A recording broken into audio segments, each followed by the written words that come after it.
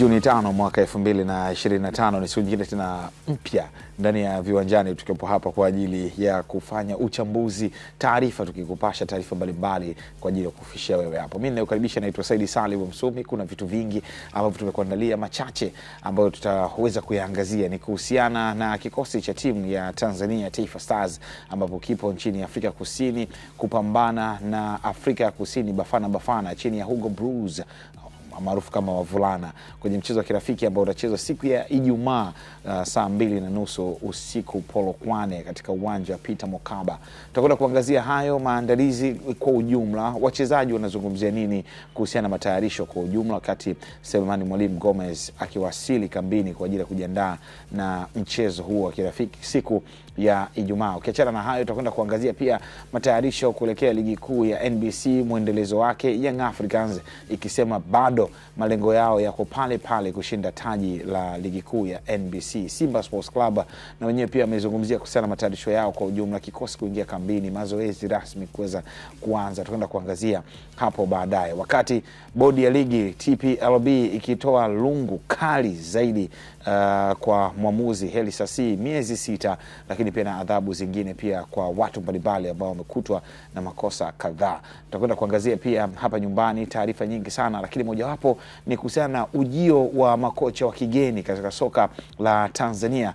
Wameleta ushindani wa kiasi gani? Nasreddine Mohamed Nabi, Baba Nabi. Tutakwenda kumwangazia Hans van Prime. Tutakwenda kumwangazia pia makocha mbalimbali, Didi Gomez da Rosa, Patrick Ausems, Uchebeman. Tutakwenda kuangazia makocha hao wa kigeni. Lakini barani Afrika ni kuhusiana na michuano ya Kosafa. Hapo jana Bafana ikikubali kichapo cha 1-0 kutoka kwa Msumbiji kwenye ufunguzi wa michuano ya Kosafa. Leo michezo mingine ikiwa inaendelea, lakini michuano ya CHAN ikiweza kupata mdhamini mpya, kampuni ya Tecno. Tutakwenda kuangazia hayo, bila kusahau timu ya Al Ahly wenyewe wakiwasili nchini Marekani kwa ajili ya kujiandaa na michuano ya FIFA World Cup. Tutakwenda kuangazia FIFA Club World Cup ambayo inaanza Juni 15 mpaka Juni 15 ikiwa inaanza nchini Marekani. Ukiachana na hayo, nje ya hapo ni TJ Rangers, Manchester City na AC Milan wakikubaliana kwa ajili ya uhamisho wa nyota TJ Rangers, lakini bila kusahau Simone Inzaghi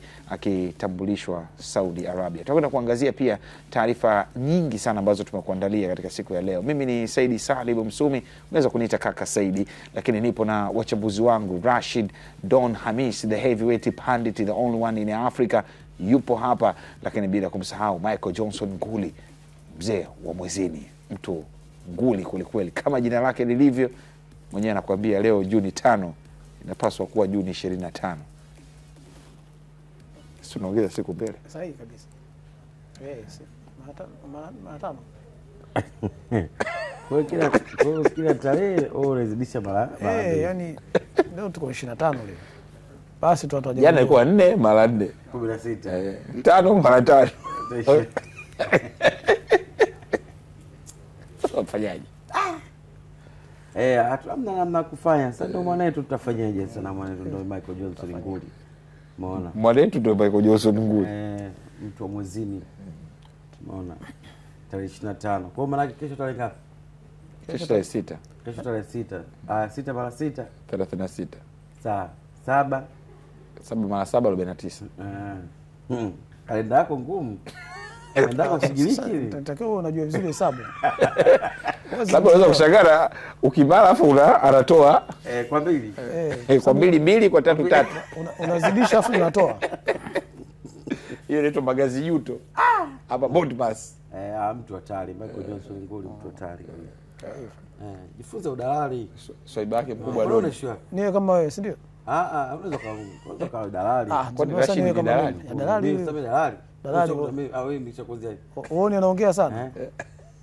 Dalali. Wewe mteja akakuelewa mchezo. Nguli, kuna ile picha ukiona mwenye nyumba haishi hapo, luku mwenyewe, maji mwenyewe. Utalipa miezi 3, 6, 2 wachagua wewe. Mwenye nyumba anakaa Dodoma. Umesikia mbinu hizo, unapewa mbinu za kuishi Dar es Salaam. Na si niko na mwalimu wewe, ni kazi yako. Wewe ushaona wapi? Nguli. Basi amia Ruangwa. Wewe ndo kazi yako hiyo. Naambia Ruangwa kuna korosho kule. Sema wewe Kwenye kona pale kuna wale kina mama kwenye kona kama wanaenda Ruangwa pale. pale magari. Wanauza kuku wale. Kuku kama njiwa wale. Ila watamu. Haya bwana, ndio tunaanza siku ya leo, na karibu sana. Kama kuna mwenzako ameamka kidogo, muamshe, mwambie kwamba Viwanjani inaanza. Maana kuna watu wasema tunachelewa sana kazini kwa sababu ya Viwanjani. Tukikaa pale tunaona tuendelee tu yani. Kwa tunashukuru sana, lakini tusichelewe makazini kidogo. Tumia Azam Max pale ukiwa unaangalia unaenda kazini. Ukifika kazini washa pale Azam Sports 1 HD tutazame. Tunaanza hivyo katika soka letu kwa wakati huu.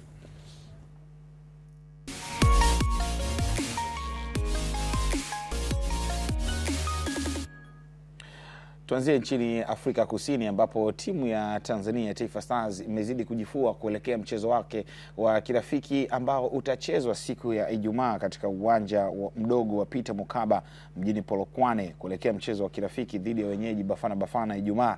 Katika mazoezi hayo wachezaji wameonekana kuchangamka baada ya kuzoea hali ya hewa kufuatia siku 2 za kuwepo kwao mjini humo tangu wawasili nchini Afrika Kusini. Kocha msaidizi wa Taifa Stars ni Jamhuri Kiwelu Alberto Pereira na amefurahia ujio wa mshambuliaji wa Wydad Athletics Selemani Mwalimu Gomez ambaye ataanza rasmi mazoezi leo hii.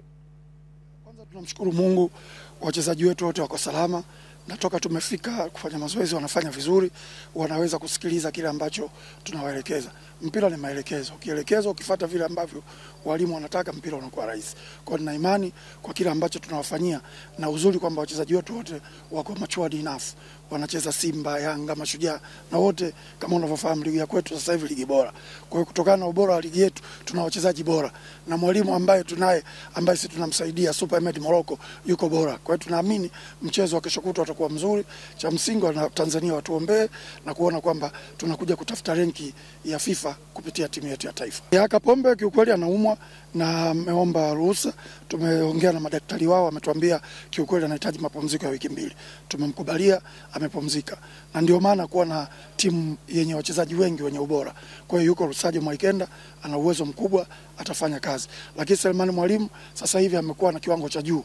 Nafikiri wewe mwenyewe shahidi, umeona tulicheza mechi na timu ya taifa ya Morocco. Aliingia kama sub dakika 24. Aliperform babu kubwa, watu wote tulimpenda, tukaona kumbe kutoka kuna jenga wachezaji wetu. Kwa hiyo tunaamini akija mechi ya kesho kutwa, tunaamini tutampa nafasi aanze na Watanzania wataona ubora wake. Anacheza timu kubwa Wydad na amechaguliwa kwenda katika timu ambayo inakwenda Marekani kwenye mashindano ya vilabu. Sasa huyu ni mchezaji mkubwa. Kwa hiyo amekuja leo na nafikiri sasa hivi yupo, lakini kwa sababu amechoka na safari, kesho tutakuwa naye kwenye training na kesho kutwa atacheza mchezo wetu ambao tunacheza na Bafana. Mwite Jamhuri Kiwelu Tarantini Pereira Carlos Alberto huyo akiweza kuzungumzia kuhusiana na matayarisho ya kikosi cha Taifa Stars. Lakini kwa upande mwingine wachezaji wa Taifa Stars Faisal Salum, Abdallah Faira Sufi, Fei Toto pamoja na Kibu Dennis Prosper wamefurahishwa na jinsi maandalizi yanavyokwenda na wanajiona wako tayari kwa ajili ya mchezo wa kirafiki dhidi ya Afrika Kusini utakaochezwa siku ya Ijumaa saa 2:30 usiku. Kwanza tunabudi kumshukuru Mwenyezi Mungu kwa kufika hapa South Africa salama. Katika maandalizi ya mchezo wetu wa kesho kutwa kwamba tumejiandaa vizuri na leo tumefanya mazoezi yetu ya mwisho ili kesho tufanye tena mazoezi yetu mengine ya mwisho ili tuwakabili South Africa. Wana timu nzuri lakini sisi tutajiandaa vizuri kadri tutafuata maelekezo ya walimu ili kufanya maandalizi vizuri katika mchezo ambao unakuja. Tunaheshimu sana South Africa, wana timu nzuri, wana timu bora, lakini sisi pia tuna timu nzuri na timu bora. Kwa hiyo tunaenda kupambana ili kupata matokeo katika mchezo huu. Watuombee na watarajie ushindi. Sisi wanajeshi wao tumekuja huku kupambana ili turudi na ushindi nyumbani. Kiukweli niweze kwanza kuomba Watanzania wote waweze kutuombea na waweze kutusapoti kwa 100% kuelekea mchezo wetu wa Jumamosi, na watarajie kwamba tutakwenda kuwapa furaha, kumaanisha kwamba tutapambana kuhakikisha kwamba tunapata matokeo mazuri. Siwezi kuzungumzia Simba kwa sababu sasa hivi nipo national team, kwa hiyo nitahakikisha kwamba tunapambana, tunajituma, tunafuata maelekezo ya walimu kuhakikisha kwamba tunakwenda kupata matokeo mazuri ambayo yatawapa Watanzania wote furaha. Taifa Stars baada ya mchezo wa kirafiki siku ya kesho ya Ijumaa itasafiri kutoka hapo Polokwane wenyewe pata Limpopo, si ndio Rashid Hamis? Limpopo na wataelekea katika mji wa Bloemfontein kwa ajili ya michezo miwili ya kundi C ya michuano ya Kosafa, ambapo watapambana na Madagascar pamoja na Eswatini. Kumbuka Taifa Stars yenyewe pia itakuwa katika uwanja wa Free State Toyota. Kwenye kombe la Kosafa, Tanzania imepangwa kwa kundi C kama nilivyosema dhidi ya Eswatini pamoja na Madagascar, wakati kundi A wapo wenyeji Afrika Kusini, Mauritius, Msumbiji na Zimbabwe, na kundi B linazikutanisha Angola, Lesotho, Malawi the Frames pamoja na Namibia. Taifa Stars itacheza mechi yake ya kwanza Kosafa Juni 7 dhidi ya Madagascar kabla ya kumalizia na Eswatini Juni 11 kuangalia mustakabali wake wa kwenda nusu fainali ambazo zitafuatia Juni 13 na fainali ni Juni 15 sambamba na mechi ya kusaka mshindi wa 3. Ni kikosi cha mwalimu Hugo Broos amekikata kile baadhi ya nyota ambao tumeweza kuwazoea kwa muda mrefu, wakina Kuliso Mudau, wakina Ronnie William kwenye kikosi, lakini kuna baadhi ya wachezaji ambao wamefanya vizuri na Orlando Pirates the Buccaneers wapo kwenye kikosi cha Afrika Kusini. Mfano Mahau Nkota, Mofokeng, mtu kama Patrick Maswanganyi ni miongoni mwa nyota ambao walipembelisha vizuri bendera ya Orlando Pirates the Buccaneers, bado wapo. Lakini pia hata wachezaji wa Stellenbosch wakina Kupido na yenyewe pia wamejumuishwa kwenye kikosi cha Hugo Broos. Inaweza kuwa mechi nzuri na yenye test fulani hivi ambayo kwa Hemedi Morocco itamsaidia kwa maana ya kujaribu kuangalia timu yake kuelekea kwenye maandalizi ya kuqualify World Cup, kwa sababu hii mechi ya kwanza ni mechi ambayo ipo kwenye utaratibu wa kalenda ya FIFA. So manake itakuwa ni mechi nzuri, ni mechi ngumu, na Afrika Kusini wao wanaamini Tanzania soka letu limekuwa kwa kiwango ambacho hawawezi kutudharau kwa kiwango hicho. Lakini kwenye muktadha moja kwa moja ni kwamba tunaweza kupata kitu kutokea hapo, lakini baada ya hapo kinachofuata sasa itabidi mwalimu aumize tena kichwa kufanya maandalizi ya kikosi cha watu wengine 28 kwa maana ya CHAN. Hii ni test ambayo ni ratiba ambayo imekuja kwa sababu za kuziweka tayari timu zote za taifa, na ndio maana umeona mataifa yote yapo kazini dunia nzima, si ndio? Manake kwenye hii ni ile kalenda ya kawaida, kwenye utaratibu wa kawaida wa kuziweka timu za taifa utayari na kuwapa walimu wa timu za taifa majukumu ya kila siku. Baada ya hapo manake mnarudi sasa kwenye utaratibu wenu wa kawaida. Baada ya hapo kikosi hiki ndicho ambacho kitajumuisha watu 28 tena kwenye maandalizi ya kawaida. Nafikiri tulipaswa kuwa na timu mbili. Tulipaswa kuwa na timu ambayo inaenda kucheza na Afrika ya Kusini, alafu tulipaswa kuwa na timu ya awali yenye maandalizi ya CHAN, kwa sababu tutakuwa na muda ambao unaweza kutupa mashaka. Lakini kimsingi bahati mbaya sana sisi kama Tanzania tumekuwa na wachezaji finyu ambao wamekuwa tunatamani kuwaona hao kila siku kutokana na ingaje mwalimu Hemedi Suleiman Morocco aliweka wazi anasema kwamba mechi ya Afrika Kusini of course inajumuisha wachezaji 28, lakini baada ya pale takriban wachezaji 8 watakuwa wanaondoka, wachezaji wa Simba, wachezaji wa Yanga na mimi na wachezaji wengine wa kimataifa baadhi. Concept yangu ni kwamba tulipaswa kuwa na timu mbili. Umeelewa? Hii ya mechi ya kwanza dhidi ya Afrika Kusini tungeita wale wachezaji wetu ambao tunawapenda na kuwajua ambao wapo ambao wapo umeelewa, wakacheze. Alafu ingekuwa kuna squad nyingine ya awali ambayo pengine ingekuwa chini ya msimamizi wa mtu mwingine au hata mwenyewe Hemedi Morocco angekaa nayo. Alafu hii mechi ya kirafiki Rashid hapo kusamani kumradhi kidogo. Kwa hiyo uende na timu mbili. Sio timu mbili ziende. Timu ya kwanza iende kucheza kwenye hayo mashindano. Sio mashindano. Kwenye hiyo mechi ya kirafiki. Kwa sababu mechi sio Afrika Kusini. Ndio. Twende na wachezaji wangapi mfano? Kwa mfano wake. Yaani kwa mfano kwa wachezaji wangapi wangeenda?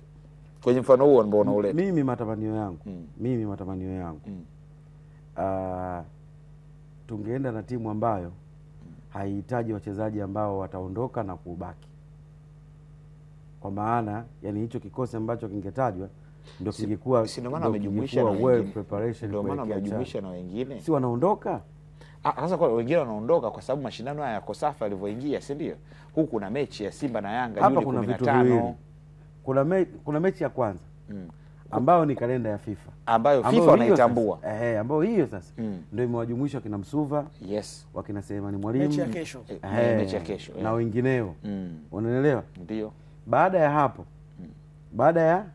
baada ya hapo tuna maandalizi ya kucheza mechi hizi, na sio mechi mbili kwa sababu hayo ni mashindano. Ukifuzu unaweza kuwa na mechi 4 kwa sababu nusu finali na finali, mechi 4. Tuna mechi 2. Mimi napiga mechi 2. Sawa, mechi 2. Tuna mechi 2 ambazo hazipo kwenye kalenda ya FIFA. Ambazo hazipo kwenye kalenda ya FIFA. Ni za mwaliko. Umeelewa? Ni za mwaliko. Sasa hizo za mwaliko, umeelewa? Hizo za mwaliko ndio tungefanya vitu viwili ambavyo kwangu mimi tungeamua tupeleke squad ambayo hii ndio ambayo tutasafiri nayo mpaka CHAN. Tuamue hivyo, hapakuwa na haja ya kuwaita wale, au tuwaite wale wacheze ambao tunawajua wakalinde nini zile points zetu, umeelewa? Wakalinde points zetu, then tuna squad nyingine ambayo sisi tunaiandaa kwa sababu ya CHAN. Mimi ndio bana hoja yangu jua ni nini Rashid. Nakwambia hivi kwamba mfano Mwalimu alivyoita squad ya wachezaji 28. Mule ndani kuna wachezaji ambao pia wanacheza ligi ya ndani kwa asilimia kubwa. Ndio. Simba na Yanga wanacheza mechi tarehe 15, Juni 15. Watarudi. Hawa wanabidi warudi kwa sababu mashindano ya Kosafa sidhani kama yanatambulika na FIFA kwa sababu yameingilia kalenda. Umeelewa vizuri? Hayatambuliki. Sawa, yameingilia kalenda. Kwa hiyo ni ngumu kwa sababu sisi tumewachukua wachezaji wengine ambao wamebakia ni wachezaji ambao huko hawachezi, yani mechi zao hawachezi. Mechi za kuja kucheza tarehe Juni 18. Kwa hiyo kutakuwa na hiyo availability ya muda kwa ajili ya kuafford kwamba kurudi kwenye vilabu vyao. Na ndio maana ukiangalia wachezaji ambao wanacheza kwa ajili ya Kosafa, mfano Yakubu Suleiman JKT national team, si ndio? Tuna Lusajo Mwaikenda Azam, Hussein Salum Masalanga Singida, Pasco Msindo, Simon Pigudi Msuva amejumuishwa, Idi Selemani Nado, Mohamed Ibrahim Mohamed, Abdurrahim Sef Bausi JKT, Abdul Karim Kasim Kiswanya Azam under 20, tuna Faisal Salum Abdallah, tuna Paulo Oscar Adam, Sheani Hamis, Wilson Nangu, Mukrim Isa Abdallah, Suleimani Mwalimu, Ahmed Bakari Pipino, Yahya Zaidi Omari, Anthony Lemi Mpemba, Mishamo Daudi, Michael Alphonse Mabula, Vedatus Paulo Masinde, Miraji Abdallah Hassan pamoja na Idris Mohamed Stambuli. Niambie ndugu yangu, angeongezwa nani sasa?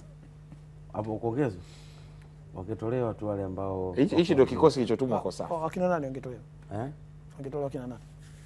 Ambao wangetolewa wakina nani? Sababu tuilinde hoja yake, ana hoja tuilinde. Au unaitoa shilingi? Kama unaitoa shilingi, unaitoa shilingi. Sio shilingi.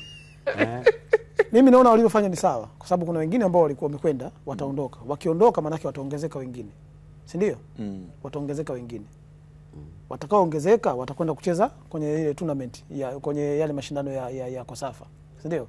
Na hawa wanarudi sio kwa sababu tu wanarudi kwa sababu wana mechi tarehe 15. Kwa hiyo lazima muache mwalimu awe nao pia kujenga mpango kazi wa kwenda kwa ajili ya hiyo mechi. Kwa hiyo wamekwenda mechi moja alafu wanarudi. Alafu wengine watakwenda kuongezeka kwa ajili ya hayo mashindano.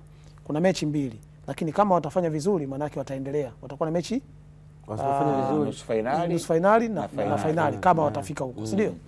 Kwa hiyo wakati mwingine haya mashindano yanatumika kama sehemu ya kutengeneza kikosi. Sehemu ya kuona kwamba ni kikosi kimefikia hatua gani, kina ubora gani, kina mapungufu gani, si ndio? Na asilimia kubwa ya wachezaji wetu ambao watabakia kule, ambao wengi wako kule, wengi wanacheza ndani, ambao kimsingi ni maandalizi pia ya nini? Ya CHAN.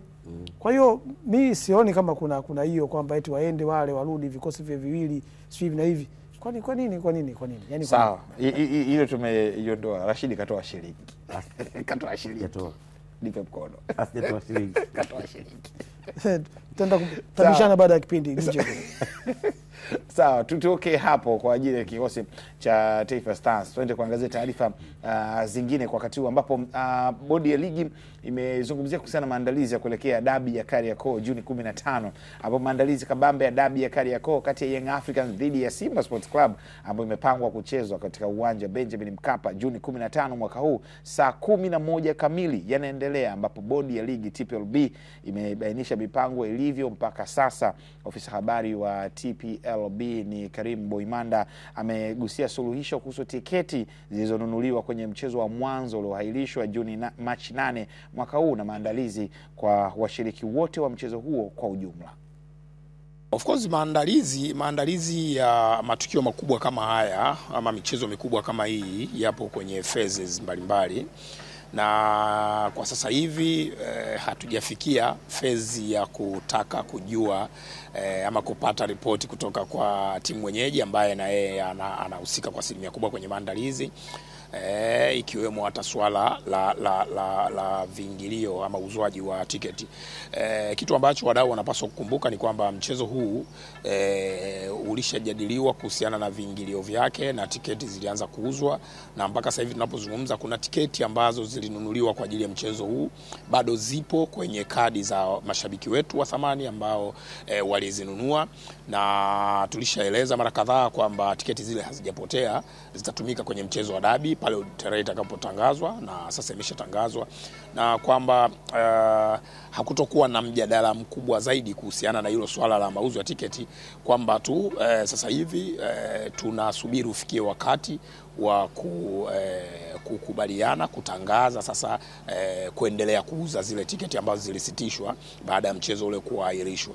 Kwa hiyo kila kitu kinakwenda sawa. Timu mwenyeji anaendelea na maandalizi yake kwa sababu bado haujafikia wakati wa sisi kutamani kufahamu amefikia wapi.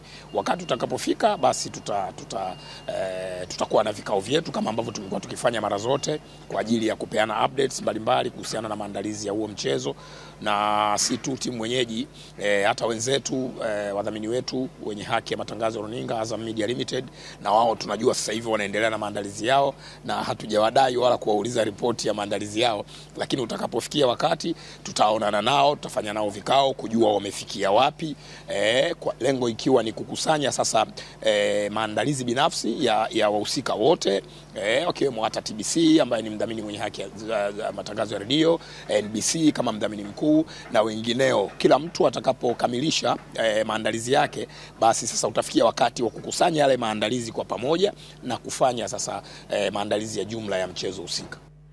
Karim Boimanda, ofisa habari wa TPLB, akiweza kuzungumzia kuhusiana kuelekea mechi ya Juni 15 Kariakoo Derby. Tuelekee kwa wekundu wa Msimbazi Simba, ambao kuelekea mchezo wa Derby ya Kariakoo ambao utapigwa Juni 15 kwenye uwanja Benjamin Mkapa. Meneja habari na mawasiliano wa Simba Sports Club Ahmed Ali amesema mnyama anaendelea kujifua, huku akiwataka mashabiki kujiandaa wakiamini mchezo huo utachezwa kama ulivyopangwa na mamlaka za soka hapa nchini. Shabiki wa Simba tuendelee kujiandaa na mchezo wa tarehe 15. Na sisi tunawaambia kwamba tarehe 15 mchezo upo. Mechi ya tarehe 15 mwezi wa 6, mchezo namba 184 upo pale pale. Na wanasimba tunapaswa kuishi kwenye kauli hiyo na tuanze maandalizi kuelekea katika mchezo huo. Timu inaingia kambini kesho Alhamisi kuanza maandalizi ya mchezo huo, na mashabiki vile vile wanapaswa kuingia msituni hivi sasa kuanza maandalizi ya mchezo huo. Sisi tunaifuatisha bodi ya ligi ambao ndio wasimamizi ama wenye ligi yao. Wao wameshatoa taarifa ya kwamba ligi ipo. Vitu viwili ndivyo bado havijatolewa majibu: viingilio pamoja na venue, kwa maana ya uwanja wa mechi. Lakini tukirejea mechi iliyopita ilikuwa ni Benjamin Mkapa. Kwa hiyo tunavyosimama hapa hivi sasa, imani yetu inatuambia kwamba mechi ni Benjamin Mkapa.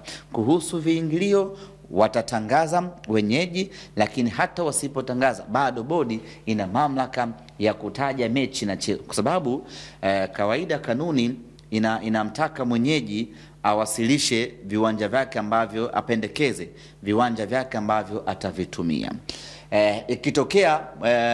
Ikitokea mwenyeji hajatoa taarifa hiyo, bodi ina mamlaka ya kuchagua wapi mechi ikachezwe. Kwa hiyo asipotangaza yeye, bodi itatangaza, na hapa ambapo bodi watatangaza ndio wataamka asubuhi watatukuta sisi tumeshafika. Kuhusiana na masuala ya viingilio na kila kitu tunasubiri. Uzuri ni kwamba sisi tunafanya mawasiliano na bodi ya ligi. Wao ndio wanatuambia kitu fulani, kitu fulani, kitu fulani. Kwa hiyo sisi wala hatuna mashaka, na wanasimba waanze kujiandaa kuanzia sasa. Na mimi niwaambie tu wanasimba kwamba mechi hii ipo na itachezwa na timu zote mbili zitakuja uwanjani. Ahmed Ally akiweza kuzungumzia hayo. Lakini kwa upande mwingine, uongozi wa klabu ya soka ya Simba umesema kwamba msimu huu ulikuwa na malengo 5 ambapo 3 wameshayatimiza, moja wameshindwa na moja wamebakisha, ambalo ni ubingwa wa ligi kuu ya NBC. Simba imetoa kauli hiyo kupitia kwa meneja wake habari na mawasiliano Ahmed Ally, ambapo amesema kabla ya siku kadhaa kuelekea mechi ya Kariakoo Derby ambayo itachezwa Juni 15 mwaka huu dhidi ya watani wao wa jadi Young Africans.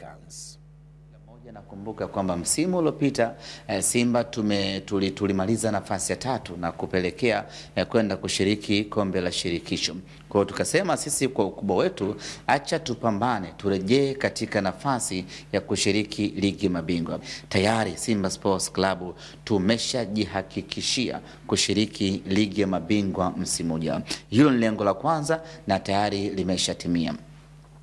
Lakini lengo letu la pili ilikuwa ni kuhakikisha tunaipandisha grade timu yetu, ama tunaipandisha level timu yetu kutoka nafasi ya 7 ambao tulikuwa msimu uliopita kusogea nafasi za juu zaidi. Hivi sasa Simba Sports Club ni timu ya 5 kwa ubora barani Afrika. Ndani ya msimu huu tumeipandisha level timu yetu kwa madaraja mawili, kutoka nafasi ya 7 hadi kufika nafasi ya 5.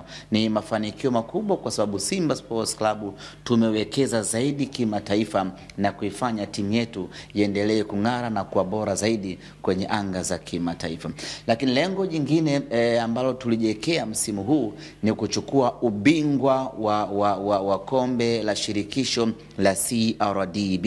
Kwa bahati mbaya kombe hilo tumelikosa, tumeishia hatua ya nusu finali. Lakini lengo jingine ilikuwa ni kuvuka hatua ya robo finali ambayo imekuwa ni mkwamo wetu kwa muda mrefu, kwa maana ya kwamba kwenye michuano ya kimataifa tumefanikiwa, tumevuka hatua ya robo finali hadi kufika hatua ya hadi kufika hatua ya finali. Hilo ni lengo kubwa kweli kweli. Lakini kwenye upande wa ligi kuu ya NBC ambalo na lenyewe lilikuwa ni lengo letu kuchukua kombe hilo, bado nafasi iko wazi, na muda huu nazungumza nanyi tuko nyuma kwa alama 1 dhidi ya kinara wa ligi kuu, na huyo kinara tunakutana naye tarehe 15.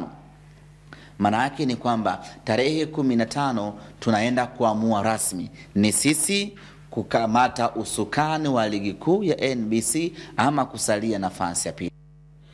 Mechi ya hatma ya Juni 15, akiweza kuzungumza hivyo, ni hatma ya ima kuongoza ligi ama kuendelea kusalia katika nafasi ya pili na kuangazia majaliwa ya michezo miwili ambayo itaweza kusalia hapo. Lakini hebu tuende kwa upande wa pili wa watani zao Young Africans, ambapo wenyewe timu ya Yanga imeweka wazi malengo yao ya msimu huu kwenye mashindano ya kimataifa na namna inavyojipanga kuhakikisha inafanya vizuri zaidi kuliko msimu huu, ambapo wenyewe wameishia katika hatua ya makundi kuelekea msimu ujao. Hayo yameelezwa na meneja habari na mawasiliano wa klabu ya soka Young Africans Ali Shabani Kamwe. Mwalimu wetu Milud Hamdi shirikiana na technical bench yake wanatengeneza ripoti nzuri, wanakwenda ku-identify baadhi ya maeneo ambayo watakiwa waongezee nguvu na baadhi ya hao wachezaji ambao watakuja kuongeza nguvu. Alafu Secretariat chini ya Andre Mtine kushirikiana na kamati tendaji itakwenda kufanya maamuzi ya kuboresha timu yetu. Kwa naamini wanachama na mashabiki wa klabu yetu ya Yanga wanatakiwa waifikirie Champions League ya msimu ujao kama hatua nyingine kubwa ya kupiga kwenye taasisi, kwa sababu tayari tumeshajifunza kwenye safari yetu katika kipindi kifupi, lakini tumejifunza pia kuona wengine wanafanyaje na kufanikiwa. Wakati huo Ali Shabani Kamwe amezungumzia kuhusiana na benchi la ufundi la kikosi cha Young Africans linatarajia kukaa kikao kwa ajili ya kuangazia maboresho ndani ya kikosi hicho kuelekea msimu ujao, ambapo klabu inatarajia kushiriki kwenye michuano ya kimataifa na kusajili wachezaji kadhaa. Para tiketi ya kucheza Champions League next season tukiwa na michezo takribani 5 mkononi. Maana yake tumeweza mapema zaidi kupata tiketi ya kucheza ligi mabingwa tofauti na ilivyokuwa misimu ya nyuma. Kwa hiyo ni jambo la kujipongeza kama taasisi. Lakini tunakwenda tena Champions League next season tukiwa na kumbukumbu isiyopendeza ya msimu huu. Kwa namna klabu yetu inavyo progress kwa kipindi cha hii misimu mitatu kutoka 22, 23, 23, 24, 25 tungeweza kusema kwamba kuishia hatua ya makundi ni progress pia, lakini tayari klabu hii katika kipindi cha misimu mitatu tumeshafanya mengi makubwa kweli ambayo sasa yametupush kwenda zaidi ya malengo ya kawaida ambayo klabu ingeweza kuwa nayo. Tucheza finali ya kombe la shirikisho, tumeshacheza robo finali ya Champions League. Maana yake tunatakiwa ku aim zaidi na zaidi licha ya mafanikio yao kuyapata katika kipindi kifupi. Kwa hiyo kuelekea msimu ujao, naamini kila mwana Yanga mpenzi mshabiki wa klabu hii angetamani kuona klabu yake ikirudi kwenye zile nafasi za robo finali, ikicheza nusu finali, na ikiwezekana tucheze mpaka hatua finali. Hii inawezekana. Klabu kama Pyramids imeweza kutufundisha vizuri season hii kwamba labda experience ya kucheza kule mara nyingi sio kigezo cha kubeba wewe kuchukua ubingwa. Ali Shabani Kamwe akitumia mfano wa Pyramids FC ambao wenyewe wametoa ubingwa wa ligi ya mabingwa barani Afrika. Ni masuala matatu kwa wakati mmoja, yote ni kuhusiana na malengo ya msimu huu kuweza kutimiza. Bodi ya ligi ikisema mchezo upo Juni 15, Simba wakisema wanajiandaa na mechi hiyo, Young Africans wakizungumza kwa mapana yake malengo kwa ujumla wake baada ya kusanya alama nyingi, nafasi yao ya kushiriki ligi ya mabingwa, matayarisho ya wachezaji kwa ujumla. Tunakwenda kumaliza msimu huu Michael Johnson Nguli. Kabisa, tunaenda kumaliza, na ukimsikiza Alikamwe kwa mbali utagundua kwamba wamekubali kwamba msimu huu pengine hawakuwa na kikosi ambacho kingeweza kwenda kupambana hasa kwenye mashindano ya kimataifa, hasa kwenye ligi ya mabingwa na yani mashindano ya kimataifa kwa ujumla. Ndio maana unaona hata anavyozungumza anazungumza kwamba kuna namna ambayo kikosi kinatakiwa kitengenezwe, watu waje waingie, kikosi kirudi kwenye ubora wake. Ni kweli ile Yanga ilifika finali kombe la shirikisho ilikuwa na ubora mkubwa sana, lakini inaonekana kama kuna baadhi ya maeneo yameshuka, yameporomoka. Namna gani unaweza kuifanya timu kuwa bora? Ni kuleta wachezaji wengine ambao wanaweza kuja kuifanya timu kurudi kwenye ubora. Yanga ni timu kubwa, timu ambayo wao kila wakiamka wanawaza kuwa mabingwa, kila wakiamka wanawaza kuwa mabingwa. Vile vile kwa Simba, kila wakiamka wanawaza kuwa mabingwa. Na uzuri ni kwamba wameanza sasa kufikiria mbali zaidi. Leo Yanga wanaanza kufikiria kuhusiana na ubingwa wa Afrika. Leo Yanga wanaanza kufikiria kuhusiana na ubingwa wa shirikisho Afrika au ligi ya mabingwa Afrika. Kwa hiyo kwa kiwango kikubwa timu imepiga hatua kubwa sana. Lakini katika kwenda kwenye mafanikio hizi ups and downs zipo. Yaani kuna kuanguka, kuna kusimama, kuna kuanguka, kuna kusimama, na taratibu unaona kama timu inaenda sasa kutengenezwa na kurudi kwenye ubora wake. Ni kweli ukiangalia asilimia kubwa ya wachezaji wa Yanga ni wachezaji ambao wametumika kwa muda mrefu. Ni wachezaji ambao wametumika kwenye mafanikio ambayo Yanga wamepita. Wamechukua ubingwa mara 3 wa ligi mfululizo. Kuna watu wamecheza muda wote, wamefika kombe la shirikisho finali. Kuna watu wamecheza muda wote. Sasa hivi ninavyozungumza wako wanaongoza ligi, na kuna baadhi kuna mashindano ya kimataifa ambao walianza, ambao walikwenda kwa isivyo bahati kwao wakaondolewa. Kwa hiyo unaona namna ambavyo kikosi kina wachezaji wengi ambao walitumika muda mrefu. maana yake kwenye timu yoyote duniani huo muda wa kikosi kupromoka lazima ufike. Na kikosi kinapromoka sio kwa sababu pengine wachezaji hawafai, hapana. Wachezaji wamechoka. Wachezaji wametumika kwa muda mrefu, timu imekaa kwenye kiwango cha juu kwa muda mrefu, kwa hiyo wametumika kwa muda mrefu, wamechoka.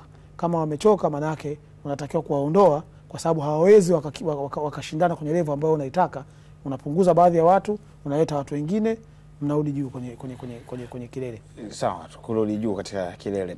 Tutoke hapo kuhusiana na kikosi cha Young Africans Simba pamoja na TPLB. Tukaangazie taarifa nyingine, lakini sasa ni katika viunga vya TPLB ambapo mwamuzi Heli Sasi amefungiwa miezi 6 kwa kushindwa kumudu mchezo katika mchezo kati ya Simba Sports Club dhidi ya Singida Black Stars, mchezo uliochezwa kwenye uwanja KMC jijini Dar es Salaam, mchezo uliomalizika kwa Simba kushinda goli 1-0. Adhabu hiyo ni kwa mujibu wa kanuni ya 42 kipengele cha kwanza mabano 1.1 ya ligi kuu kuhusu udhibiti wa waamuzi. Taarifa ni hiyo hapo, ambapo taarifa yenyewe imezungumzia imekwenda mbali zaidi, kwamba amefungiwa miezi 6 kwa kosa la kushindwa kumudu mchezo baada ya kufanya maamuzi mengi yaliyoashiria kutoweza kumudu mchezo. Miongoni mwa matukio ambayo tunaamini alikuwa ni mojawapo ilikuwa ni hili Rashid Hamis. Yeah, of course nafikiri hii ndio mechi ambayo ilimpa nyakati ngumu Heli Sasi kwenye namna ambavyo alishindwa kumudu mchezo. TPLB kwa maana ya bodi ya ligi wamefanya kitu ambacho pengine wadau wengi watakuwa wamefurahi. Kwa sababu ilikuwa ni mechi ambayo kila mmoja alijiuliza maswali mengi ambayo hayakuwa na majibu. Na maswali mengi ambayo hayakuwa na majibu ilikuwa ni kutokana na mwendelezo wa marefa wetu kutoweza kumudu mechi nyingi ambazo zimechezwa kwenye msimu huu. Lakini hili la Heli Sasi nafikiri ndio ikawa mbaya zaidi, kwa sababu ilifika mahala ambapo hakuna mahala ambapo watu walipishana kwenye kile ambacho Heli Sasi alikisimamia kwenye mitazamo, kwamba watu wote wanaongea lugha moja. Watu wote walizungumza lugha moja. Manake kama watu wote walizungumza lugha moja, manake kwa kiwango kikubwa Heli Sasi alishindwa kuumudu mchezo. Lakini nafikiri hii ni kama kengele. Heli Sasi manake hii adhabu kwake inakuwa sio adhabu ya kwanza, si ndio? Manake kwenye historia ya kazi yake hii inakuwa ni adhabu ya 3 kama sio zaidi ya hapo. Mtanikumbusha au sio? Na kuto kumudu mchezo manake 2020-21, si ndio alisha kufungiwa tena kwenye kushindwa kuumudu mchezo kwenye mazingira ya namna hii ambayo yanafanana kwenye mechi ya Singida dhidi ya Simba. Na ile adhabu ya 2021 ilikuwa inatokana na mechi dhidi ya Simba dhidi ya KMC. Si ndivyo? 2023 bodi ya ligi ikamtoa katika majina ya wale marefari 72, wakawa wamemtoa 72 40 wakawa wamemtoa. Si ndio? Maana kumtoa wakamrudisha msimu unaofuata. Kumrudisha msimu unaofuata anakutana na adhabu nyingine tena ya kushindwa kumudu mchezo. Maana yake ni nini? Maana yake ni kwamba mbali na kupitia hizo changamoto, tunakubaliana watu wote hapa kwamba unapoelekea kwenye mafanikio hizo changamoto zipo. Kwenye hizi changamoto tunajaribu kuwa tuna review, umeelewa? Unapofanya kosa ambalo linafanana na kosa ambalo uliwahi kuadhibiwa, maana yake wewe sio tu kwamba ulikosea. Maana yake sasa tunaanza kutafsiri kwamba uwezo wako wa kutafsiri matukio yale ambayo uliwahi kuadhibiwa, uwezo wako ni mdogo. Ni mdogo. Rashid, kufungiwa miezi 6 unakubaliana na hiyo adhabu au unaona kuna njia nyingine mbadala ya kuweza kusaidia kuondokana na haya?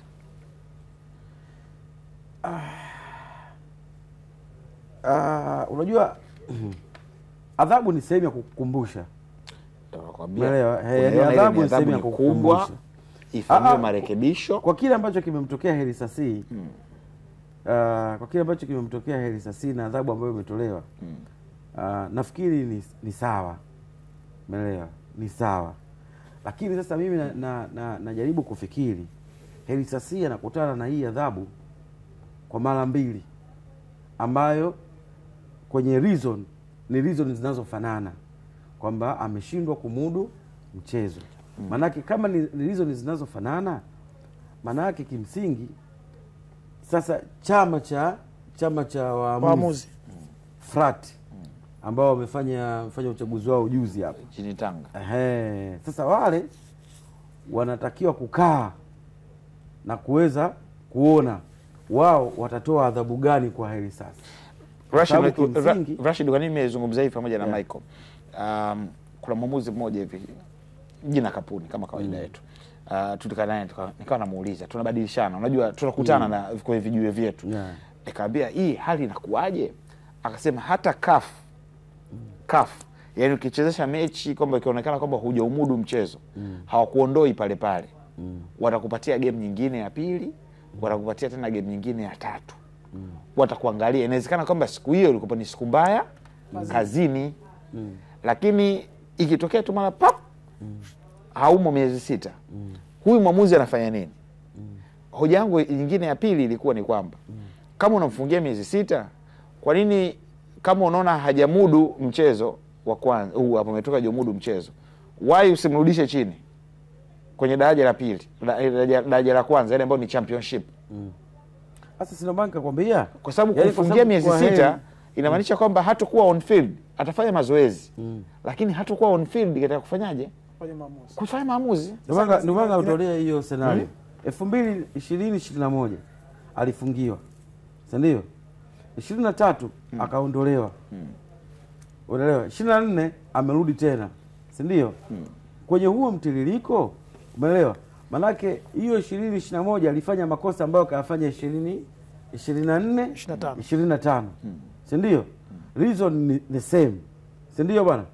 Sasa manake wao bodi ya ligi, kama ambavyo umekuwa utaratibu wao hawamiliki marefari.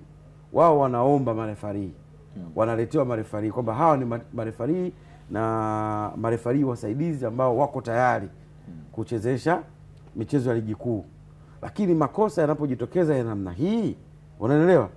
Hiyo kesi inatokea, na ndio maana ilivyotokea 2021 ulimuona wakamdrop 23, 24 25 wamemrudisha tena. Sio kwa maana ya kuamini kwamba tunatakiwa tumuendelee kumjenga, ambayo hiyo sentence wameitumia kwa upande wa CAF kwamba wanakupa.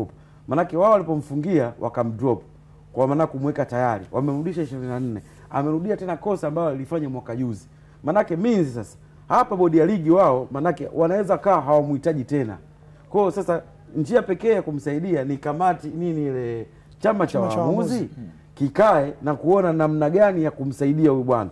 Je, tupeleke jina lake tena championship, au tulitoe kabisa hata championship tulipeleke first league? Sasa au tuone namna gani bora ya kumsaidia. Sasa akishafungiwa kama hivyo tayari ameshapigwa bani. Kwa hiyo huko uwezi kumpeleka. Ndio maana ningesema kuwe na njia 6. Kwani mwezi 6 inaisha lini? Huu mwezi wa 6 Disemba mpaka Disemba. Manake mpaka Disemba. Manake mpaka Disemba kuna uwezekano manake 25 26 akawa sio sehemu ya watu ambao watajumuishwa pengine kuwa ligi kuu au championship, si ndio?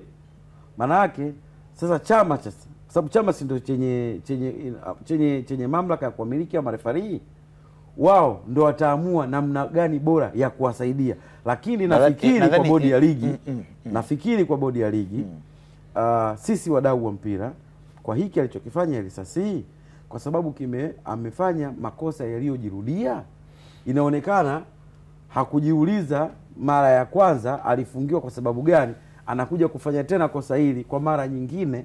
Nafikiri ingeweza kuwa yatakapokuja majina mapya kama jina lake itakuwa sehemu ya nafikiri zimekuwa nyingi sana kwa Rashid Hamisi. nafikiri haendi mbele. Nafikiri sawa, ufikiria Rashid. Tuangazie kuhusiana na taarifa nyingine kwa wakati huu hapa ambapo kocha Fadhlurahman Davis ameweka historia nyingine tena tamu katika ligi kuu ya NBC na soka la Tanzania kwa ujumla, kwa sababu tangia mwaka 1993 Simba alipocheza mechi ya fainali ya mwisho kwenye ngazi ya Afrika dhidi ya Stella de Abidjan na kupoteza kwa mabao 2-0, hatimaye msimu wa 2024-25 alipeleka Simba Sports Club kucheza fainali ya kombe la shirikisho barani Afrika dhidi ya RS Berkane. Lakini mara kadhaa ama makocha wa kigeni wamekuwa na mchango mkubwa sana katika kuinua na kuleta ushindani katika soka la Tanzania katika ngazi ya kimataifa. Mathalan msimu wa 2003-2004 kocha kutoka nchini Kenya James Agrey Sianga ambaye hivi sasa ni marehemu alipeleka Simba Sports Club katika hatua ya makundi ya Liga Mabingwa barani Afrika, tena kwa kuivua Zamalek ubingwa wa Liga Mabingwa barani Afrika. Lakini tuanze kuangazia baadhi ya makocha kwa miaka ya hivi karibuni. Unapotaja jina la kocha Hans van Prime, kocha kutokea nchini Holanzi, alikinoa kikosi cha Young Africans akirithi mikoba ya Maxio Basilio Maximo, kwa sababu baada ya Young Africans kukubali kichapo cha mabao 5-0 mwaka 2012 dhidi ya Simba Sports Club, Young Africans iliachana na Kostadin Papic, baadaye ikaelekea kwa kocha raia wa Holanzi Elne Brand, kisha akaja Maxio Basilio Maximo, na mwaka 2014 ikawa nizamu ya Hans van Prime, wenyewe wanamuita Babu Hans, na kukiongoza kikosi cha Young Africans kuanzia mwaka 2014 mpaka 2017. Katika miaka yake hiyo mitatu ndani ya kikosi cha Young Africans aliwapatia mataji 2 ya ligi kuu, lakini pia aliwapatia taji la FA mara moja, ambapo aliifunga kikosi cha Azam Football Club mabao 3-1 katika uwanja Benjamin Mkapa. Lakini aliifikisha Young Africans katika hatua ya makundi ya kombe la shirikisho barani Afrika katika msimu wa mwaka 2016. Ilikuwa ni mara ya kwanza kwa Young Africans kufikia hatua ya makundi ya mashindano hayo katika historia. Alijipambanua kuwa ni kocha wa kiwango cha juu kabisa, Babu Hans akiwa na msaidizi wake Charles Boniface Mkwasa Master kabisa. Na unajua moja kati ya mafanikio makubwa pia ya makocha wa kigeni ni kuyajua mazingira zaidi ya mashindano ambayo wanakwenda kushiriki. Ukiachana na ligi kuu ambayo wanakuja kutokana na ubora wa vikosi ambavyo wanavikuta ama watu wanaopendekeza wasajiliwe wanafanya vizuri. So hizi ni timu kubwa ambazo tayari zimeshajipambanua kwenye swala zima la ubingwa. Lakini unarejea Afrika ambako timu zetu zimekuwa zinafanya vizuri. Zinafika hatua ya robo finali, zinafika hatua ya makundi. Tumeona Yanga amefika hatua ya finali, tumeona Simba amefika hatua ya finali kombe la shirikisho. Wanajua mazingira kwa sababu ukitazama CV zao kwa maana ya wasifu. Ukiangalia wasifu unaona kabisa kocha amepita, labda kuna timu amepita Afrika Kusini, kuna timu amepita Ghana, kuna timu amepita Misri, kuna timu amepita. Kwa yale mazingira ya mashindano, mazingira ya ugumu wa mashindano na njia za kupita kwenye mashindano wanakuwa wanayajua, na ndio maana makocha wengi wa kigeni ndio ambao wanafanikiwa kuzipeleka timu mpaka hatua fulani. Sina maana kwamba wenyeji pengine hawawezi, hapana. Ila tumekuwa na changamoto kubwa sana ya makocha wenyeji kwa maana ya wazawa kutotoka nje kwenda kujipambanua. Yaani tuna makocha wengi wazawa ambao wanafundisha timu za hapa nyumbani. Huwezi kusikia mkocha Mtanzania yuko Kenya, huwezi kusikia kocha kama ilivyokuwa kwa Kayuni kipindi kile alikuwa Kenya, Sande Kayuni. Huwezi kusikia kocha labda leo Mtanzania anafundisha labda Future Misri. Huwezi kusikia Mtanzania labda yuko ni kocha wa Bloemfontein kule South Africa. Huwezi kuona labda kuna kocha ambaye labda amefundisha labda Asante Kotoko Ghana, hamna. Kwa hiyo wakati mwingine hawa makocha hata unaweza ukawapa hizi timu wakashindwa kujua namna ya njia ambazo za kupitia kwa sababu ya kutokuwa na hiyo exposure kwamba kwenda nje kuona. Kwa hiyo hawa wageni wakija wanapata timu kama Yanga, wanapata timu kama Simba, na wakiongezewa watu wanafanya vizuri kwa sababu tayari mazingira yale mashindano, mazingira mbalimbali ya maeneo mbalimbali wanayajua. Kwa hiyo kwao inakuwa kidogo rahisi kuweza kupenya. Rahisi kupenya.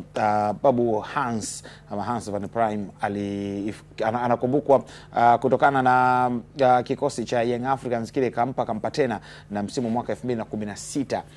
Itakumbuka kwa sababu alifuzu kuelekea hatua ya makundi ya kombe la shirikisho baada ya mchezo wa mkondo wa pili dhidi ya Al Ahly kwa kubali kichapo cha mabao 2-1. Bao la dakika jioni sana la Abdallah El Said likiweza kuizamisha Young Africans mabao 2-1.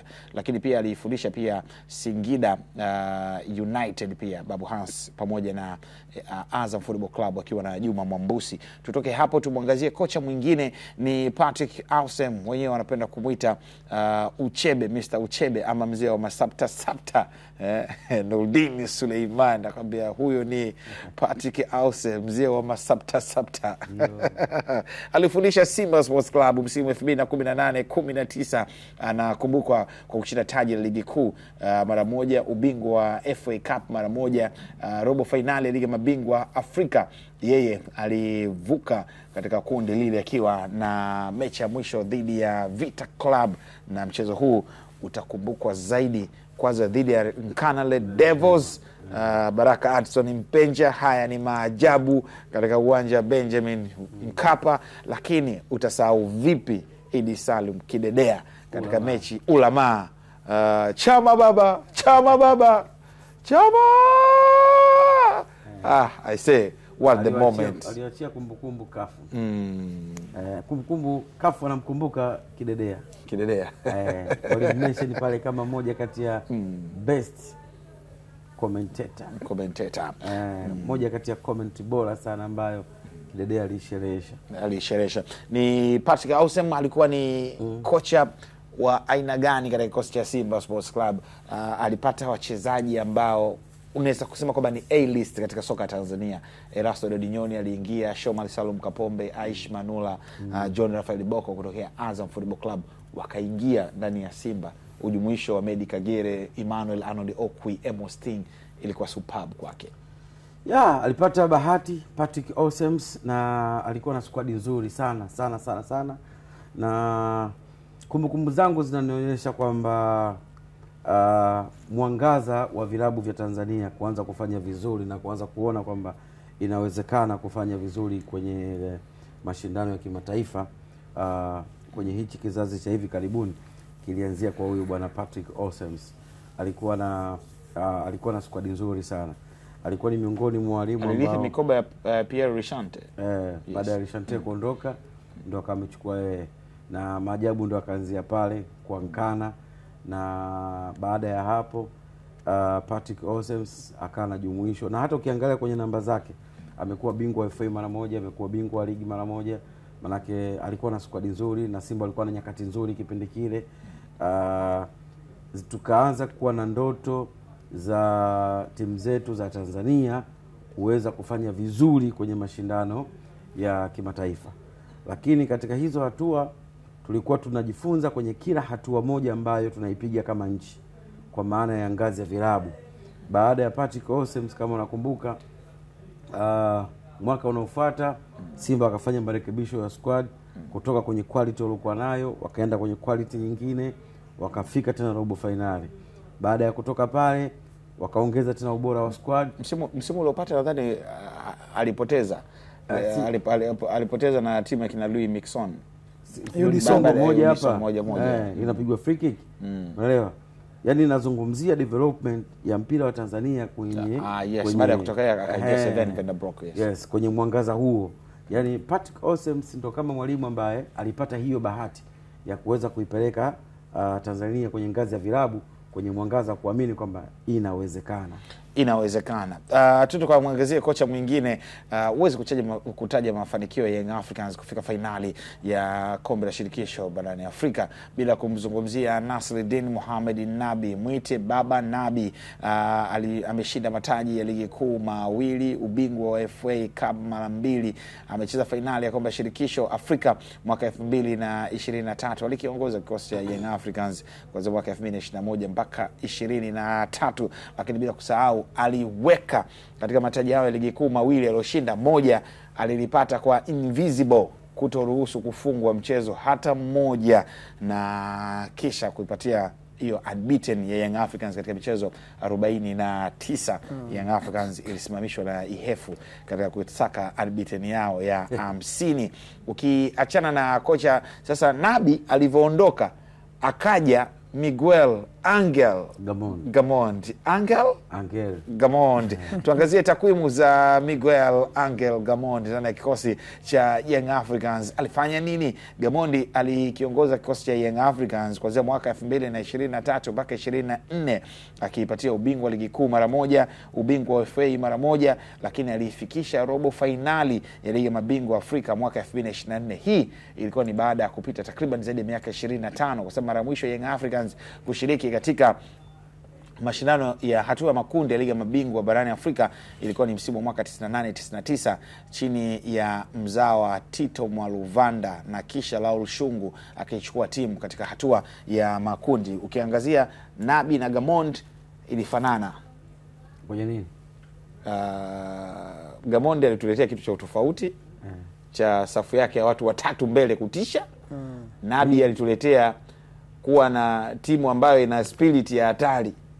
Akiingiza mchezaji yoyote yule, yani unashangaa kikosi kakifumua, lakini Kibwana Shomari yani wanapatia majambo. Gamond ni kocha bora wa muda wote wa Afrika. Nani? Gamond. Angel. Gamond Angel. Sio Nabi? Hapana. Mi Gamond. Mimi naona kwa sababu Nabi, unajua Nabi alikuta Yanga. Kwa sababu ukitaka kujua Nabi ni kama alitengeneza misingi mizuri ya Young Africans ambayo amekuja kuifurahia Gamond. Ambapo sasa Gamond alichokuja kukifanya akavuka alichokifanya Nabi. Alafu akaja kuvuka record nyingine. Yaani Nabi mataji haya ya ligi kuu. Nabi ana mataji mawili ya ligi kuu, ana mataji mawili ya kombe la shirikisho la chama cha soka. Ndio. Amefika finali. Yaani sio tu amefika finali, timu pia ilikuwepo. Yaani mpira ulikuwa unauona, yaani timu inacheza. Lakini Gamond kashinda finali ingaje sio. Lakini Gamond pia amekuwa bingwa ligi kuu. Amekuwa bingwa kombe la FA. Ameipeleka timu robo finali ya Champions League. Ndoto ambayo Young Africans walikuwa na kucheza robo na kucheza finali, ipi bora? Ipi robo na finali? Angalia tu alama, rudi kwenye utaratibu wa CAF, kwenye ukusanyaji wa alama, ndio utajua nani ni bora. Yaani wewe ni utao maulizwa swali na unauliza swali. Ndio unachokifanya hapa. Mambo ya mjomba mpoto haya sasa. Mimi Gamond kwangu. Gamond ndio kocha. Utaji jina la Angel kama ulivyofundishwa? Angel. Wewe ulifundishwa utaji Angel. Angel Gamond. Sawa. Ndio kocha bora wa Young Africans. Kwa wewe na kwako lakini. Kwangu mimi ndio kocha bora wa Young Africans mpaka hivi sasa. Kwa muda wote naweza kusema. Kuna mtu anaitwa Professor Victor huyo. Mimi huyo wako wewe. Lakini mimi kwa nini nasema hivi? Nasema hivi kwa sababu moja. Timu ya Gamond ilikusanya alama nyingi sana. Alama ambazo zimekuwa ni records kwenye klabu ya Young Africans kwenye kutoa ubingwa. Umeelewa? Timu ya Gamond imefunga magoli mengi sana. Ni kama sehemu ya record ya club. Msimu unaofuata Gamond akadabo. Umeelewa? Yaani Gamond alivunja rekodi zake mwenyewe ambazo alizivunja rekodi kutoka kwa Nabi. Yaani Gamond alivunja rekodi ya Nabi kwenye ukusanyaji wa alama na ufungaji magoli. Msimu unaofuata akawa amezidisha. Msimu unaofuata Gamond akabit rekodi zake mwenyewe. Gamond si msimu mmoja? Si ndio nakwambia. Yaani mpaka Gamond anakuja kufukuzwa. Huu ni msimu wa pili. Yaani msimu wa pili anakuja kuondolewa. Tayari alisha beat rekodi ambayo aliiweka Nabi. Na timu ya Gamond kwangu mimi ndio ilikuwa timu hatari zaidi. Sawa, ni timu hatari, lakini hatuwezi kuacha kumzungumzia kocha baada ya kocha Nabi hapo, na shukrani Mtozi. Lazima tumzungumzie Fadlurahman Davis. Msimu wake wa kwanza analeta timu ya ushindani, anaifikisha finali ya kombe la shirikisho Afrika, wekundu wa Msimbazi Simba. Na sio tu msimu wake wa kwanza, anakutana na timu ambayo inafanyiwa marekebisho. Yaani kama unakumbuka mwanzo wakati anaingia ilikuwa ni timu ambayo watu wanatakiwa waondoke, watu wanatakiwa waje. Na ilivyo bahati kwake, vijana wengi ambao ndo walikuwa wameingia kwenye timu. Kiangalia timu yake average miaka 28, 26, 27, si ndio? Average kwa maana ya wastani. Lakini amekuja wakati timu imefanya vibaya, haikuwa kwenye mwenendo mzuri. Amekuja yeye, ameanza na timu, na tunaona pia hata malengo ambao Simba walikuwa watuambia kwamba wao malengo yao msimu huu wanatengeneza timu. Na ndio ilikuwa kauli yao mbiu, kauli mbiu yao kwa maana ya kama timu. Ametengeneza timu, amesajili wachezaji, wakati mwingine timu kuclick, timu kuwa bora katika ubora huu ambao Simba wameufikia sasa hivi. Wakati una zaidi ya wachezaji 5 ambao wanaanza kosi ya kwanza ambao hawakuwepo, yani ni wageni kwa kikosi, hiyo ni mafanikio tosha. Kingine ni leo unazungumza Simba ambao wanaenda bado wako kwenye lesi ya ubingwa wa ligi kuu. Unazungumzia Simba ambao wamefika finali ya kombe la shirikisho. Kama tungemuuliza mtu kwamba hii timu ambayo inatengenezwa na Simba sasa hizi itafika kombe la shirikisho finali, hakuna mtu ambaye angekubali. Kwa sababu kila mtu aliamini kwamba Simba wanatengeneza timu upya. Simba, na sio tu kuamini, yani ndio project ambayo ilikuwepo kwamba kutengeneza timu upya kwa ajili ya kuifanya timu kuwa na ushindani zaidi. Lakini ndani ya kutengeneza timu, kuwa na timu ambayo itakuwa na ushindani, ndani ya huo mchakato wamefika finali. Kwa hiyo mimi binafsi naona wamefanikiwa kiasi kikubwa sana, ukizingatia ndo msimu wa kwanza wa mwalimu, lakini bado timu imekuwa katika ubora mkubwa sana. Kuna vitu vichache vya kurekebisha, kuna maingizo machache ya kuingiza kwenye timu. Sehemu nyingine pia mojawapo ambao ni muhimu sana kwa Simba kuingiza mtu ni eneo la ushambuliaji. Atakiwa ingie mtu ambaye nafasi 2 goli 2. Goli kachambua, goli kamaliza, nafasi 2 goli 2. Tumalizie na taarifa kuhusiana na kikosi cha timu ya mkoa wa Queens inayoshiriki ligi daraja la kwanza yenye maskani yake huko mkoani Iringa. Imeanza mikakati ya kurejea ligi kuu ya wanawake Tanzania bara baada ya kushuka msimu wa mwaka 2023-24. Viwanjani imezungumza na viongozi wa timu hiyo pamoja na baadhi ya wadau wa soka mkoani Iringa, kama anavyoeleza mwenzetu Muhammad Nyaulingo.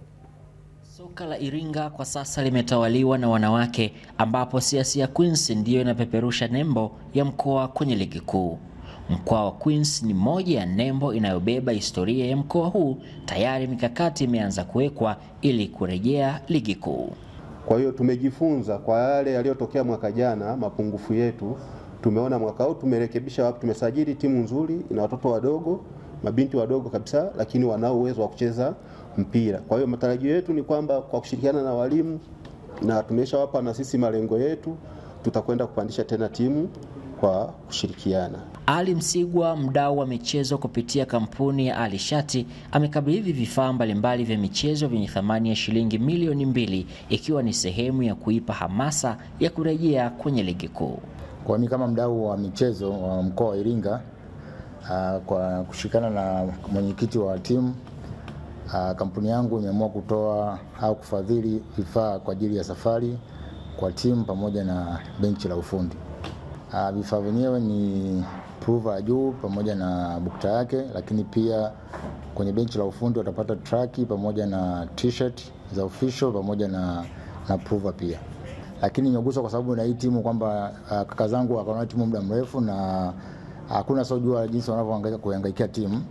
Kwa hiyo na mimi nilishaikuahidi hapo nyuma kwamba nitakachokuja kukipata nitaweza kuisaidia timu. Hapo nyuma nilikuwa nasaidia mipira na bips na vitu vingine, lakini sasa hizi nimeguswa, nimeona wadogo zetu waweze kupendeza, kwa sababu moja ya timu ile onekane bora ni swala la vifaa. Kwa hiyo kupitia kampuni yangu ya Arshat nimeamua kutoa vifaa ambavyo nimetoa. Siku yetu hii ni motivation hasa kwa hawa mabinti. Hawa ni watoto wa kike ambao wanatakiwa wawe safi muda wote, kimavazi na kinidhamu na mambo mengine. Shime inatolewa kwa wadau wengine wa michezo. Maandalizi yetu mazuri. Walimu wanajitahidi kwenye program zao, wametengeneza timu nzuri sana ya wasichana wadogo ambao wana hali ya kufanya vizuri, wana hamu ya kuonekana pia ligi kuu.